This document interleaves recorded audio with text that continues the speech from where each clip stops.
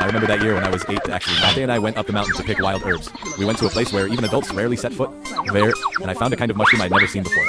Fatty was so thrilled he was laughing his head off. We really hit the jackpot this time. We picked a full basket and went home. Coincidentally, my dad also brought his coworkers over for dinner. He cooked the meal himself. The guys were drinking and toasting. They devoured everything, leaving absolutely, they didn't even leave me a sip of the mushroom soup. When my mom came home from work, I cried to her out of grievance and feeling bad. She pulled me along to confront them. But as soon as we entered the room, several adults at the table were staring blankly.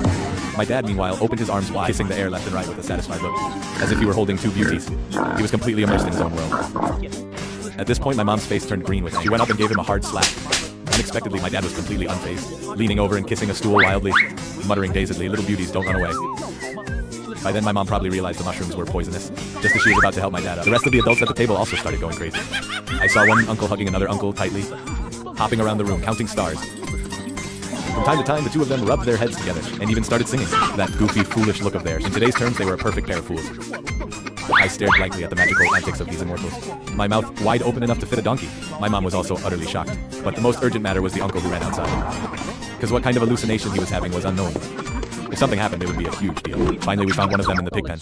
This uncle's condition was similar to my dad's. He was hugging a spotted pig, whispering sweet nothings, and occasionally rubbing his head against the pig's head. And the pig stood there, not daring to move an inch, its eyes wide open, full of terror. Without a word, several people lifted the man up and walked away. This uncle thrashed around like a madman, shouting heartbreakingly to the pig, "Shanxian, wait for my return. Wait, even if the whole world is against it, I want to be with you." The villagers held back their laughter as they watched him leave. Everyone said today was quite an eye-opener. At this time, Auntie ran over and said the last one had been found. He was also in a pigpen. When we arrived at the pigpen, he was sitting on a fat pig, holding a manure scoop, roaring in agony. "Don't be afraid, my lady." Looking again, the pigs in the pen were pressed against the wall in terror, so scared they couldn't even stand steadily. This farce finally came to an end.